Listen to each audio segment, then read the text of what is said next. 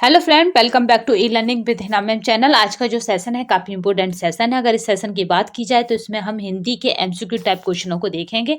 अगर आप UP state से जुड़े हैं, अगर आप किसी भी एग्जाम में बैठने हैं या बैठने वाले हैं तो आपके लिए हिंदी के क्वेश्चन काफ़ी इंपॉर्टेंट हो जाते हैं, क्योंकि यूपी स्टेट में हिंदी हर एग्जाम में आनी ही निश्चित है। तो चलिए, आज का मोटिवेशन कोड जो आपको ऊर्जावान रखेगा तथा औरों से बेटर तथा अलग करने के लिए आपको प्रेरित करता रहेगा, क्योंकि हारा वही है जो लड़ा नहीं है। आप हार नहीं सकते, क्योंकि आपने हारने की कभी सोचा नहीं, क्योंकि मान ली तो जीत है। ठीक है, क्योंकि आपने अगर ठान लिया कि आपको जीतना ही जीतना है तो दुनिया की कोई भी ताकत आपको जीतने से नहीं रोक सकती है। तो चलिए, आज का जो टॉपिक है उसका नाम है हिंदी भाषा का इतिहास। इस पर हम एमसीक्यू टाइप क्वेश्चनों को देखेंगे, क्योंकि जितने भी आपके एमसीक्यू टाइप क्वेश्चन इस पर बन सकते हैं आज हम उन सभी को देखेंगे। तो यहाँ पे चलिए शुरुआत करते हैं आज की श्रृंखला की, जो काफ़ी इम्पोर्टेंट है, तथा इसकी जो पीडीएफ है विद आंसर आपको टेलीग्राम चैनल पर मिल जाएगी, तो परेशान होने की आवश्यकता नहीं है। चलिए, पहला क्वेश्चन देखिए। वैज्ञानिक तथा तकनीकी शब्दावली आयोग की स्थापना किस वर्ष हुई थी? तो अगर इस क्वेश्चन की बात की जाए कि किस वर्ष हुई थी इसकी स्थापना, तो आपका जो राइट आंसर रहेगा वो रहेगा आपका 1961 में हुई थी इसकी स्थापना।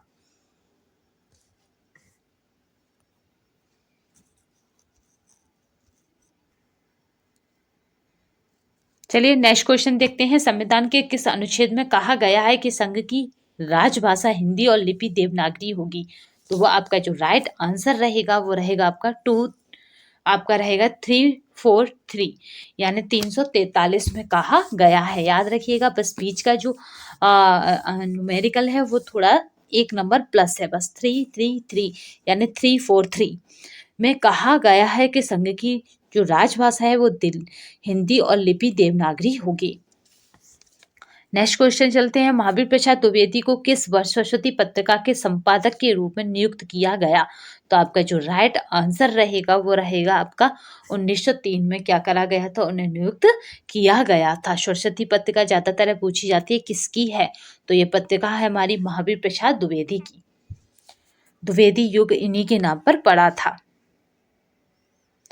पूर्वी हिंदी की बोलियां हैं, तो आपका जो राइट आंसर रहेगा पूर्वी हिंदी की कौन कौन सी बोलियां आती हैं, तो आपकी मगधी, आपकी आपकी अवधी, आपकी है बघेली और आपकी छत्तीसगढ़ी। ये तीनों ही क्या है, पूर्वी हिंदी की बोलियां बोली जाती हैं।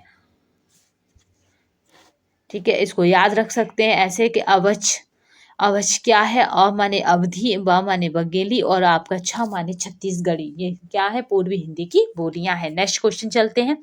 गुड़गांव, दिल्ली तथा करनाल के पश्चिमी क्षेत्रों में बोली जाने वाली आपकी अहीर वाटी का संबंध किससे है? तो आपका जो राइट आंसर रहेगा वो रहेगा आपका उत्तरी राजस्थानी से। खड़ी बोली कहाँ जाती है, खड़ी बोली कहाँ बोली जाती है? तो आपका जो राइट आंसर रहेगा वो हमारा रहेगा मेरठ।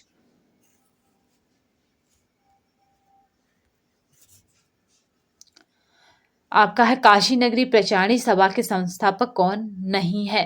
तो आपका जो राइट आंसर रहेगा वो हमारा है रामचंद्र शुक्ल नहीं है। फोर्ट विलियम कॉलेज की स्थापना कब हुई थी? तो आपका जो राइट आंसर रहेगा वो हमारा 1800 में हुई थी। 1600 में ईस्ट इंडिया कंपनी आई थी भारत में, याद रखिएगा।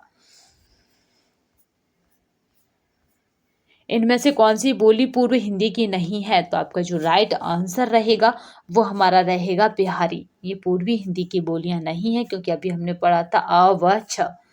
आ माने अवधि, व माने बघेली और आपका छ माने छत्तीसगढ़ी, पूर्वी हिंदी की बोलियां हैं।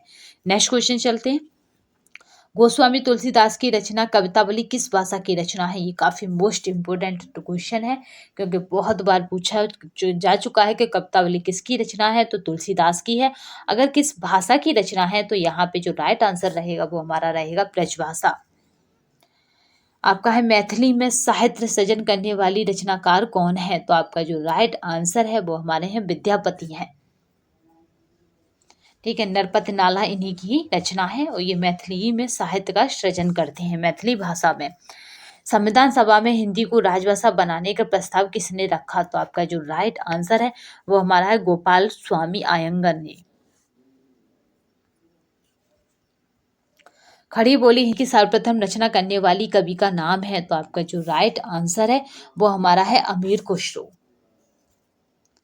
अवधि का उद्भव किस अपभ्रंश से हुआ है, तो आपका जो राइट आंसर रहता है वो हमारा रहता है अर्धमागधी से, क्योंकि अपभ्रंश से पूछा जा रहा है। आपका सौर सैनी अपभ्रंश से उत्पन्न भाषाएं हैं, तो आपका जो राइट आंसर रहेगा सौर सैनी से उत्पन्न, तो वो हमारी पश्चिमी हिंदी, राजस्थानी, पहाड़ी और गुजराती। तो आपका राइट आंसर जो रहेगा वो हमारा रहेगा बी। अपभ्रंश और पुरानी हिंदी के मध्य का समय कहाँ कहा जाता है, तो आपका जो राइट आंसर है वो हमारा संक्रांति का काल कहा जाता है। ये काफी इंपॉर्टेंट है, याद रखिएगा, अपभ्रंश और पुरानी हिंदी के मध्य का समय। नेक्स्ट चलते हैं, साहित्यिक अपभ्रंश की पुरानी हिंदी किसने कहा है, यानी जो आपकी क्या ना है साहित्यिक अपभ्रंश है उसको पुरानी हिंदी किसने कहा है, यानी इसका नाम किसने ये भी रखा है, तो वो हमारे रामचंद्र शुक्ल ने कहा है साहित्यिक अपभ्रंश को पुरानी हिंदी। जो ये आपको पीडीएफ है वो विद आंसर टेलीग्राम पर मिल जाएगी, तो परेशान होने की आवश्यकता नहीं है। आपको एक इन्फॉर्मेशन देनी है, यानी एक सूचना देनी है कि अगर अब तक आपने टेलीग्राम को ज्वाइन नहीं किया है तो कर लीजिए, क्योंकि आज से हम उस पर क्वेश्चनों की क्या करेंगे शुरुआत कर देंगे, यानी आप वोटिंग पोल दे सकेंगे, यानी आप अपने क्वेश्चन को टिक आंसर को टिक कर सकेंगे क्वेश्चन को देखते हुए, तो जिससे कि वो आपके लॉन्ग टाइम तक मेमोरी में पड़े रहेंगे आंसर। आपका है नागरिक प्रचारणी सभा के संस्थापक में थे, तो आपका जो राइट आंसर रहेगा वो रहेगा शिव कुमार सिंह और बाबू श्याम सुंदर दास। आपका खलिक बारी किसकी रचना है, तो आपकी जो राइट आंसर है वो हमारा है यहाँ पे वो है अमीर खुसरो की। अमीर खुसरो की बात की जाए तो इन्हें तोतिया हिंद कहा जाता है, ठीक है, यानी भारत का तोता कहा जाता है। बिहारी, बांग्ला, उड़िया और असमिया भाषाओं का उद्भव किस अपभ्रंश से हुआ था, तो अमीर खुसरो किनके दरबार में थे, याद रखिएगा अकबर के दरबार में थे। बिहारी, बांग्ला, उड़िया और असमिया भाषाओं का उद्भव किस अपभ्रंश से हुआ है, तो आपका जो राइट आंसर रहेगा यहाँ पे वो रहेगा मगधी से। नगरीय प्रचारणी सभा का स्थापना वर्ष है, तो आपका जो राइट आंसर है वो हमारा है 1893 ईस्वी। यहाँ पे आपको पेयर्स दिए जा रहे हैं और आपको क्या करना है सुमेलित करना है, तो चलिए सुमेलित कर लेते हैं कि कौन सा किसके साथ है। तो आपका सौर सैनी कहाँ की है, तो आपकी सौर सैनी की बात की जाए तो ये राजस्थान है। और उसके बाद आता है पैसाची, तो पैसाची की बात की जाए तो ये आपका लहदा है। और इसके बाद आता है मगधी, तो मगधी की बात की जाए तो ये आपकी रह जाती है यहाँ पे असमिया में। और बचा कौन, तो वो बची अर्धमागधी, तो ये हमारी पूर्वी हिंदी है जो अभी हमने पढ़ी थी एक क्वेश्चन में। तो आपका जो राइट आंसर रहेगा वो हमारा रहेगा बी। नेक्स्ट चलते हैं, अपभ्रंश की उत्तरकालीन अवस्था का नाम है, तो आपका जो राइट आंसर है कि क्या है, तो वह हमारा अपहठ क्या है उसकी उत्तरकालीन अवस्था का नाम है। ब्रज भाषा है, तो आपका जो राइट आंसर है वो हमारा है पश्चिमी हिंदी।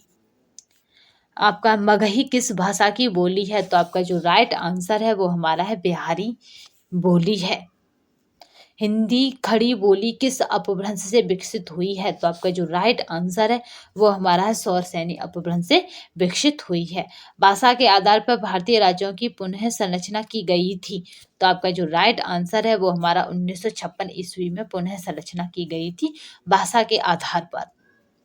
भाषाई आधार पर सर्वप्रथम किस राज्य का गठन हुआ था, तो आपका जो राइट आंसर है वो हमारा आंध्र प्रदेश का गठन हुआ था, क्योंकि अगर आप हिस्ट्री पढ़ते हैं तो उसमें देखेंगे कि भाषा के आधार पर बंटने वाला एकमात्र पहला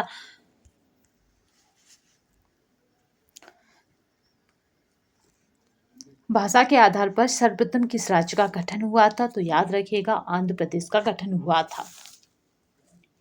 आप हमें कमेंट बॉक्स में बताएंगे कि जो जम्मू कश्मीर है जिसमें एक धारा थी जिसका अभी हाल ही में अंत किया गया है, जिसकी वजह से सिर्फ विशेष राज्य का दर्जा प्राप्त था, तो उस धारा का कब अंत किया गया था, तो वो कौन सी धारा थी, तो ये आप हमें कमेंट बॉक्स में बताएंगे। अब बात कर लेते हैं आंध्र प्रदेश की, तो आंध्र प्रदेश भाषा के आधार पर बंटने वाला पहला राज्य है और भाषा के आधार पर बंटने वाला ये पहला राज्य है। अगर इसकी बात की जाए तो ये कब बना, तो ये बना था 1953 में। ठीक है, याद रखिएगा कि आंध्र प्रदेश कब बना भाषा के आधार पर, तो आपका है 1953 में। यह पहला राज्य था। इसी के बाद एक आयोग का गठन हुआ जिसे फजल अली आयोग कहते हैं, और इसकी सिफारिश पर क्या हुआ था, 14 राज्यों और 6 केंद्र शासित प्रदेशों का निर्माण हुआ। ठीक है, यह आयोग कब बना था, आपका फजल अली आयोग, तो ये बना था, ये 53 में बना। मात्र इसके 3 साल बाद यानी आपका 56 में क्या हो गया, ये आयोग बन गया। क्योंकि पूछा जाता है एग्जाम में आपका है फजल अली आयोग का संबंध है, तो आप याद रखिएगा राज्यों के पुनर्गठन से। नेक्स्ट चलते हैं।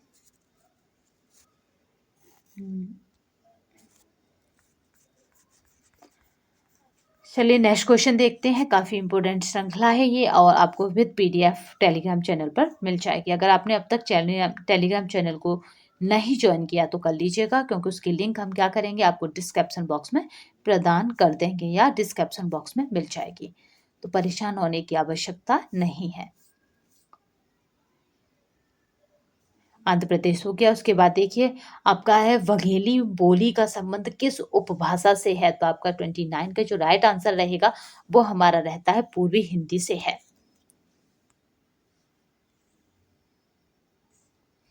किस तिथि को हिंदी को राजभाषा बनाने का निर्णय लिया गया, तो आपका जो राइट आंसर रहेगा वो हमारा रहेगा 14 सितंबर आपका 1949 ईस्वी को लिया गया।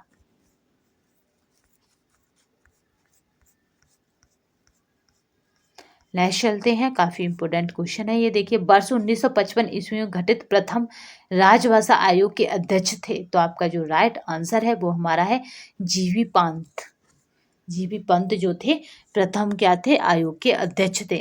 नेक्स्ट चलते हैं। भारतीय संविधान की 8वीं अनुसूची में शामिल भाषाओं की संख्या है, तो आपका जो राइट आंसर है वो हमारा है 22 भाषाएं हैं। हिंदी की आद्य जननी है, तो आपका जो राइट आंसर है वो हमारा है संस्कृत। 8वां विश्व हिंदी सम्मेलन यानी वर्ल्ड हिंदी आपका कॉन्फ्रेंस 2007 ईस्वी का आयोजन स्थल था, तो आपका जो राइट आंसर रहेगा 34 का वो रहेगा न्यूयॉर्क था।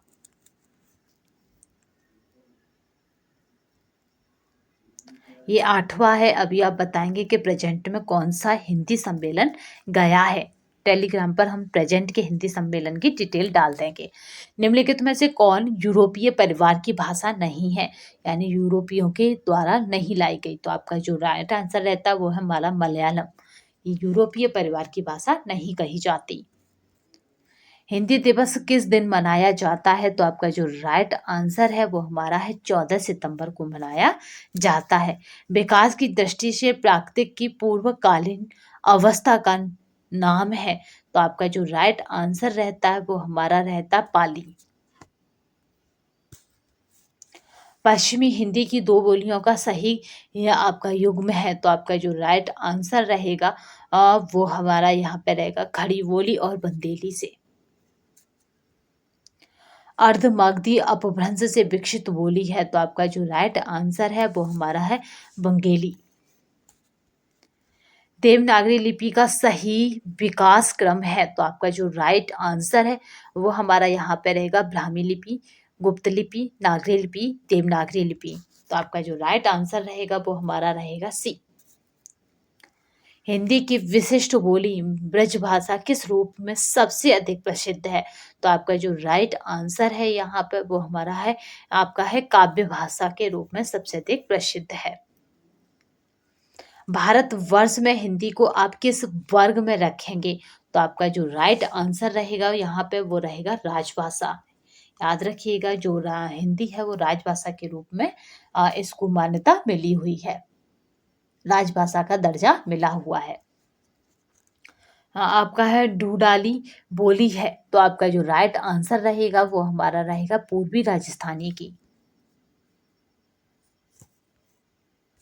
क्योंकि ये इम्पोर्टेंट हो जाता है, क्योंकि ये देखने में बहुत आपका क्वेश्चन अलग सा है। हिंदी किस भाषा परिवार की भाषा है, तो आपका जो राइट आंसर रहेगा वो हमारा है यानी भारोपीय, यानी भारत और यूरोप की भाषा कही जाती है, तो इसीलिए इसे कहा जाता है भारोपीय।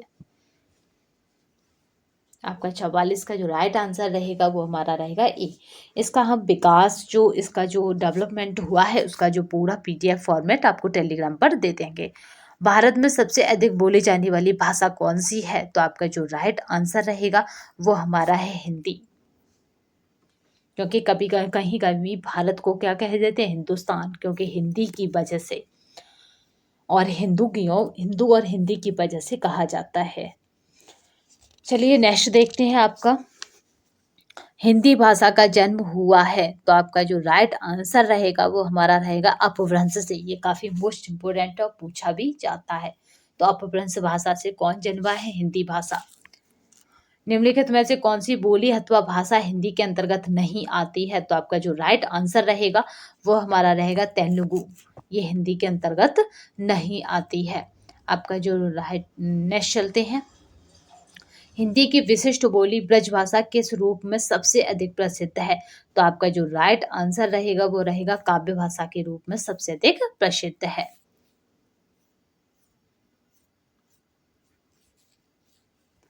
भारत वर्ष में हिंदी को आप किस वर्ग में रखेंगे? तो आपका जो राइट आंसर है वो अभी भी पढ़ा था हमने, राजभाषा के रूप में रखेंगे, क्योंकि जो आपकी हिंदी है उसको राजभाषा होने का दर्जा प्राप्त है। आपका है ब्रजबुली नाम से जानी जाती है, तो आपकी जो राइट आंसर रहेगा यहाँ पे वो हमारी है परानी बांग्ला को, इसे जाना जाता है ब्रजबुली के नाम से। निम्न में से कौन सी भाषा देवनागरी लिपि में लिखी जाती है? तो आपका जो राइट आंसर रहेगा वो हमारा रहेगा मराठी भाषा को देवनागरी लिपि में लिखा जाता है।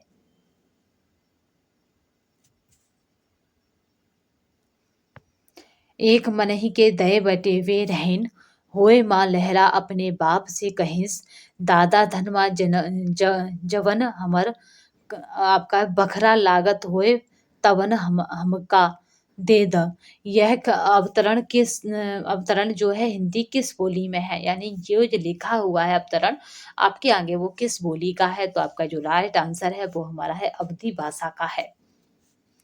निम्न में से कौन सी भाषा संस्कृत भाषा की अपभ्रंश है? तो आपका जो राइट आंसर रहेगा वो हमारा यहाँ पे रहेगा पाली भाषा।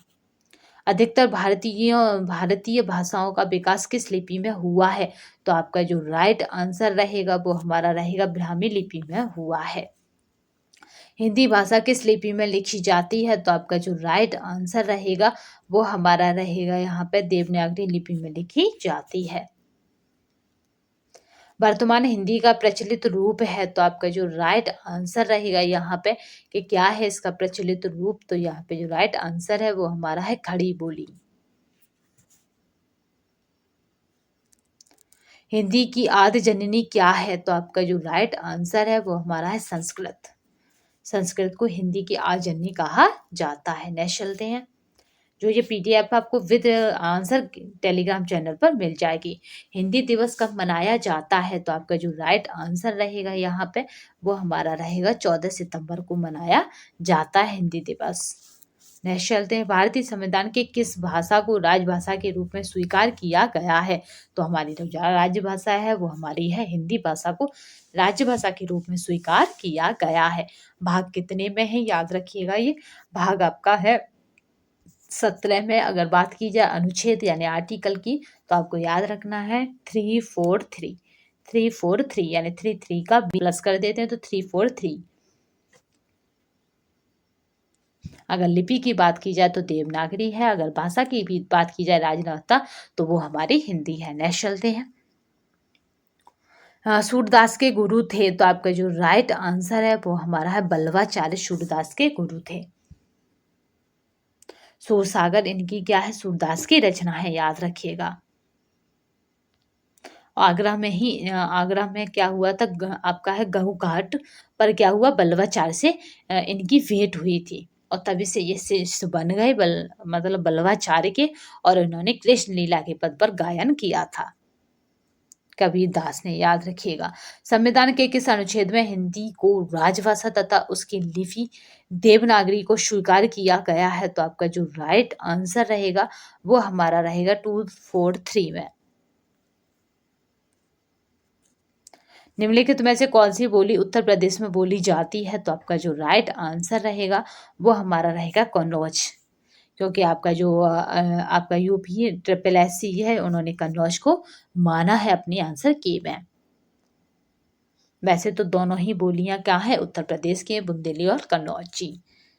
नेक्स्ट चलते हैं, ब्रज हिंदी की किस उपभाषा के अंतर्गत है? तो आपका जो राइट आंसर है वो हमारा पश्चिमी हिंदी के अंतर्गत है ब्रज।